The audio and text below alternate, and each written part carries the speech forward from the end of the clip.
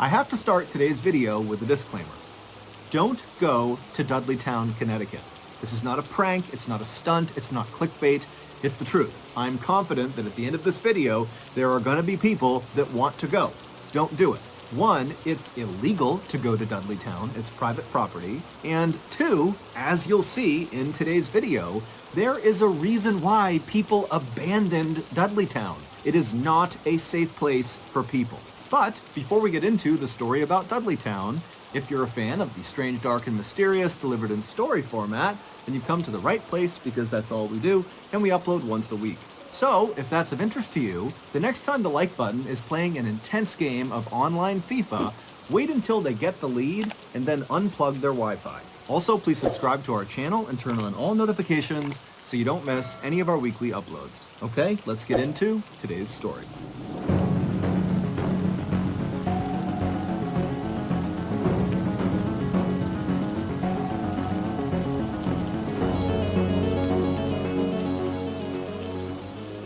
It was a bright summer day in 1906, and Dr. William C. Clark and his wife Harriet were driving slowly through a beautiful part of northwestern Connecticut called Litchfield County. Litchfield is a rural, very hilly area with lots of winding country roads, and the Clarks were there to try to scout out an area to build their second home. The couple lived full-time in New York City, where Dr. Clark was an oncologist, which is a cancer doctor, and he was also a professor at the Columbia College of Physicians and Surgeons. And while the Clarks' lives were very exciting and fulfilling in the city, they were also very hectic and chaotic. And so the reason they had settled on Litchfield as the place to look for a location for their second home is because it was the total opposite of the city. It was quiet, it was peaceful, it was perfect. And so as this couple from New York City drove along these winding backcountry roads, they eventually reached this beautiful covered wooden bridge, and after they drove across it, they got this view up onto this mountainside off to their right, and high up on this mountain was this huge, shaded, beautiful forest. And they saw there was a road that appeared to kind of spider off and go into these woods. Now, the couple had no idea what was up there, but it was just so beautiful, and they were immediately so drawn to it that they decided they would go check it out and see if maybe there was a spot for their second home in these woods. And so Dr. Clark took the car and he went up this access road, and very quickly, as they began climbing up this hillside, the road became very bumpy and overgrown. It was pretty obvious that not many cars were driving into these woods. And so before they even reached the tree line, Dr. Clark had to pull the car over and park it on the side of the road. And then he and Harriet got out, and then on foot, they continued up towards the forest. And once the couple actually entered the forest, immediately the sunlight faded because the canopy over their heads was so thick, and the air became cool and refreshing. And after walking for only a couple of minutes, the forest, which at first seemed very still and quiet, suddenly became alive. They could hear birds chirping and animals running around and insects buzzing. And then up ahead, they saw there was this field off to the side of the road that was full of all these wild apple trees growing in all different directions. And as they got closer, they saw there was just a deer right in the middle of the apple trees eating apples directly off the branches. And then, just past all these apple trees, the couple began passing these huge, beautiful patches of roses and lilacs and bright yellow bitter tansy flowers that lined the road. And then before long, the couple was stepping over these babbling brooks, and off in the distance, they could hear the sound of running water like fresh spring water coming down off the mountain. And then, as the sun did begin to poke through the canopy above them, it almost looked like the forest was sparkling. Literally. This forest was sitting on a hillside, and the hillside, which was made up of rock, had mica inside of it. And mica is a kind of mineral that when sunlight hits it, it almost looks like it's shimmering. And of course, there were the owls. As Dr. Clark and his wife walked farther and farther into this beautiful forest, they heard more and more owls hooting off in the distance. And to the Clarks, this made the forest feel enchanted. It was like the owls were personally greeting them. By the time the couple had turned around and begun heading back to their car, they had already made up their mind that they were going to build their second home in that forest. And so, after returning to their home in New York, they promptly put in the paperwork to purchase 1,000 acres inside of that Connecticut forest. And that forest had a name. It was called Dark Entry, And it was named that because it looked like from the outside, the forest was basically dark all the time. There was shade cast on it from mountains nearby, and then also the canopy inside of Dark Entry is exceptionally thick.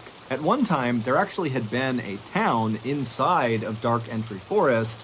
However, all the people who had lived in that town were now all gone. The only remnants of this town were a couple of crumbling stone walls and a couple of home foundations that were scattered about the Dark Entry Forest floor. The Clarks had seen some of these ruins as they walked along this overgrown path through the forest, but they weren't concerned. Instead, they felt like these ruins actually added some charm to the forest. After the land purchase was finalized, Dr. Clark began looking for local builders in Connecticut who could help him build this second home inside of Dark Entry Forest. But no matter how much money he offered these local Connecticut builders, they all said no.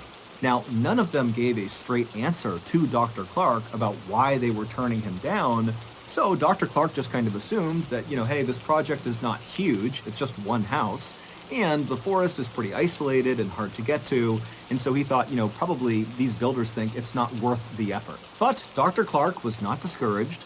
He decided he would just build the house himself.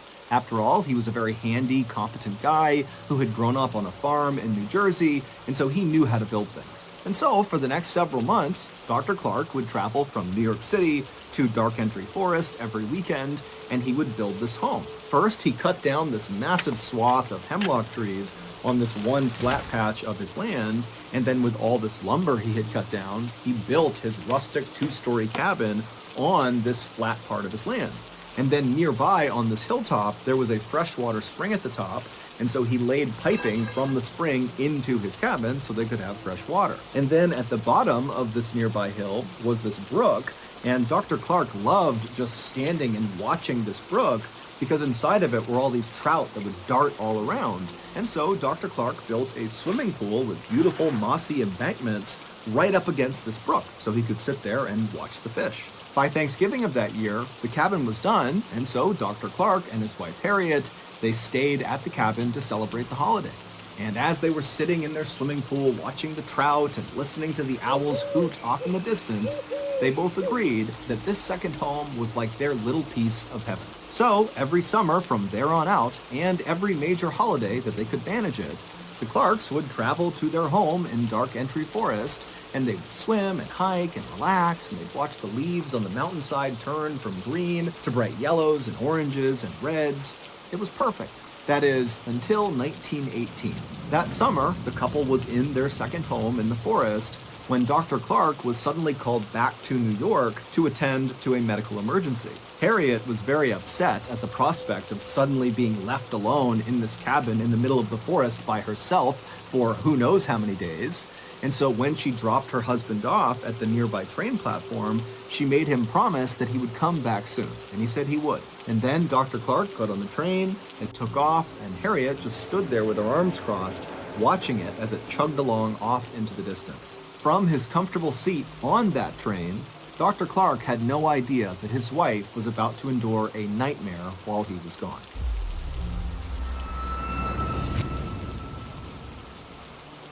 We've all been there. Your guests are on their way over to your house for your big New Year's Eve party, and right as they pull into your driveway, you realize you've overnogged your smoked chicken gallbladder eggnog. And so with minutes to spare, you leap out of the window, shattering the glass and cutting yourself up badly, and then you jog up to Canada and dive into Baffin Bay, and you jump on top of a narwhal, and after some intense underwater hand-to-flipper combat, you take its horn off its head, and you beat it to death. You take its horn, and then you swim back to land, and you jog back to your house, and you leap in through a different window, shattering the glass, and then after you stand up, you make your way into the kitchen, and you whip up a quick narwhal horn iced soup right as your guests are walking through the front door. Crisis averted, right? Wrong. Smoked chicken gallbladder eggnog and narwhal horn iced soup are both just gross, so your party was doomed either way. But you know what isn't gross? HelloFresh. HelloFresh is America's #1 meal service that delivers actually good-tasting food right to your doorstep. With over 35 recipes available every week, There is something to please everyone. Choose from family-friendly, fit and wholesome, even veggie. Plus, you can easily customize your meals or sides, upgrading your proteins, or even adding a protein to your veggie meal. And if you're going to be traveling this New Year's, HelloFresh can accommodate your schedule. You can change your preferences, delivery day, and your address in just a few clicks. So, if you're ready to stop garnishing your holiday parties with trash food and drink, then sign up for HelloFresh today. To do that, go to HelloFresh.com and use code MrBallin21 for 21 free meals and free shipping. Again, go to HelloFresh.com and use code MrBallin21 for 21 free meals and free shipping. Okay, back to the story.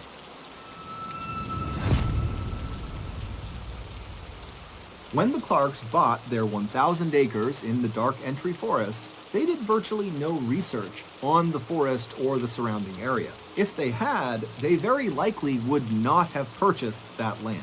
You see, the town that used to be inside of the Dark Entry Forest, that was now just ruins that the Clarks saw when they first walked around inside of the forest, was abandoned for a very specific reason. It was cursed. At least that's what the locals say. And in fact, that was the reason why no builders in the area were willing to go with Dr. Clark into the forest to go build his house, because they were too scared to go anywhere near the ruins of this cursed town. This town, which was known as Dudleytown, was first settled sometime in the 1740s. At first, it was just a couple of people and a couple of small structures, but pretty quickly, 30 families had moved in and it was a thriving little town. But as the 1700s came to a close, terrible things began to happen to residents of this town. First, there was the Carter family. They moved to Dudleytown in 1759, and shortly after arriving there, 6 members of their family all died suddenly from cholera. The remaining branch of the Carter family was so grief-stricken from their losses that they left Dudleytown and went to New York, where they resettled. But almost immediately after getting set up there, Native Americans raided their property and massacred them, and the 3 people that survived this massacre were 3 of the kids, and they were all kidnapped and taken away. In 1792, a Dudley resident named Hollister died suddenly.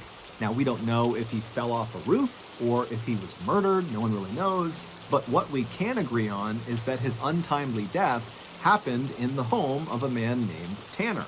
And Tanner, following Hollister's death, suddenly just began obsessively talking about these strange creatures he was seeing out in the woods at night, kind of roaming around the Dark Entry Forest.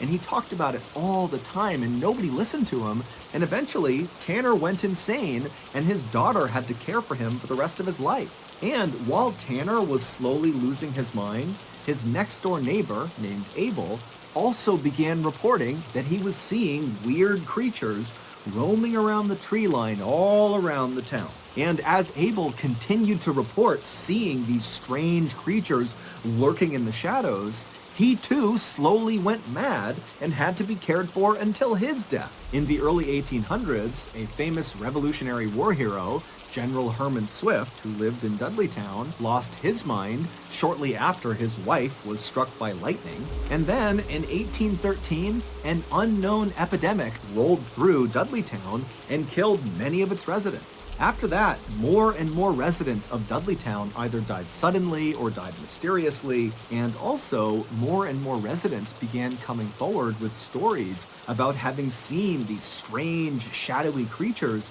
moving around the tree line at night. By about 1900, all the Dudleytown residents had either died or simply just left, abandoning their homes, except for one family, the Brophies. But in quick succession, the Brophy family's sheep all died, then the mother died of tuberculosis, then the 2 sons were accused of theft in a nearby town, and then they just disappeared, leaving one person, John Brophy, the father. But the Brophy family home burned to the ground, and so John, who was overcome with grief, just wandered off into the forest and was never heard from again. At that point, Dudleytown officially became a ghost town. No one lived there. And it was at that point, in 1906, when Dr. Clark and Harriet had their beautiful summer's day walk through the forest and discovered where they wanted to build their second home. So, fast forward back to 1918, and Dr. Clark, he's on his medical emergency leave to New York. It winds up being very quick. He's back on a train within 36 hours, and he pulls into the station right near Dark Entry Forest, and he's expecting to see Harriet waiting on the platform for him. But when the train rolled into the station, she wasn't there. Now, Dr. Clark was not a superstitious person, but for some reason, when he didn't see his wife there, he just felt like something was off. There's no reason she wouldn't have come out here to greet him. I mean, she was worried about being all alone in the cabin, and she knew he was going to be arriving at that moment. And so, feeling a little bit panicked, Dr. Clark left the train station and on foot made his way over to the Dark Entry Forest. And when he got there and began walking on that overgrown road path that led to his house, immediately, as soon as he was within the shade of the trees, he began hearing these owls hooting very loudly off in the distance. Now, normally, the sound of these owls hooting made him feel welcome, but this time he felt scared. He felt like something was wrong up ahead.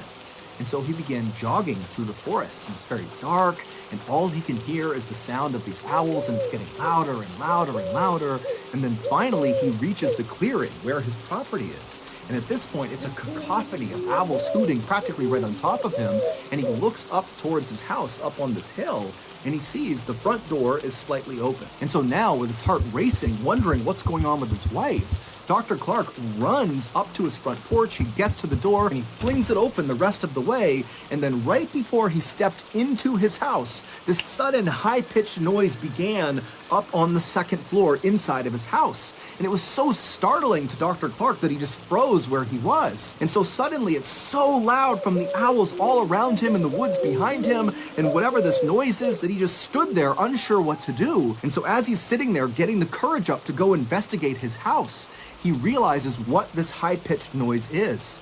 It's the sound of maniacal, insane laughter coming from the second floor. Sensing his wife had to be in danger, the doctor charged up the nearby steps up to the second floor, and he could tell this laughter, this high-pitched laughter, was coming from the master bedroom. And so he ran down the short hallway, he got in front of the closed door that led into the master bedroom, he slowly opened it up, and there, in the back corner of his room, was his wife. She was on the ground, rolled up in a ball, facing the door. Her hands were clenched in fists, her eyes were open and unblinking, and her mouth was open wider than was humanly possible. And as he's staring at his wife, wondering what's going on, he realizes this insane, high-pitched laughter is coming from his wife. But it doesn't even look like it's coming out of her. Her chest is just heaving, her mouth is staying open, and the laughter is just coming out of her. And so the doctor just stood there watching his wife who's staring directly at his eyes. And finally, he just got so scared, he turned and he ran. During Dr. Clark's 36 hours he was away in New York, something happened to his wife. We don't know what it was, but it caused her to lose her mind. The only thing she would talk about was the strange creatures she saw out in the forest. By some accounts, Harriet spent the rest of her life in a mental asylum. By other accounts, she went back with Dr. Clark to New York, where she took her life. Today, Dudleytown is not only still abandoned, but it is also illegal to visit. However, people do still sneak into Dudleytown and walk around the ruins, and many of them have reported feeling these pockets of cold air where there shouldn't be cold air, and also some others have said, as they've been walking, they've felt phantom hands slap them and push them. Some have said they've taken photographs inside of the Dark Entry Forest near Dudleytown, and they've captured strange, shadowy figures that they couldn't see with their naked eye. The famous paranormal couple, Ed and Lorraine Warren, shot a special series in the 1970s inside of the Dark Entry Forest, and they declared the area around Dudleytown was demonically possessed. So that's going to do it. If you got something out of this episode and you haven't done this already, the next time the like button is playing an intense game of online FIFA, wait until they take the lead and then unplug the Wi-Fi. Also, please subscribe to our channel and turn on all notifications so you don't miss any of our weekly uploads. We have a podcast called the Mr. Ballin Podcast that puts out brand new exclusive stories on Monday mornings, and on Thursday mornings, we put out the remastered audio of our best YouTube videos. Again, the podcast is called the Mr. Ballin Podcast, and it is available exclusively on Amazon Music. Consider donating to our charity. It's called the Mr. Ballin Foundation, and it provides support to victims of violent crime as well as their families. Monthly donors to the Mr. Ballin Foundation Honor Them Society will receive free gifts and exclusive invites to special live events. Go to mrballin.foundation and click on Get Involved to join the Honor Them Society today. We have 2 additional YouTube channels, Mr. Ballin Shorts and Mr. Ballin en Espanol. We also post near daily content on Facebook, TikTok, and Snapchat. All of those pages are just called Mr. Ballin. If you want to get in touch with me, please follow me on any major social media platform and then send me a direct message. My username is just @Mr. Ballin, and I really do read the majority of my DMs. Check out our merch at shopmrballin.com. And if you have a story suggestion, please submit it to our subreddit, just called Mr. Ballin. It's linked in the description below. So whether I see you on Instagram, Twitter, TikTok, Reddit, YouTube, Facebook, other YouTube channels, the podcast, wherever, just know that I really appreciate your support. And until next time, that's going to do it. See ya.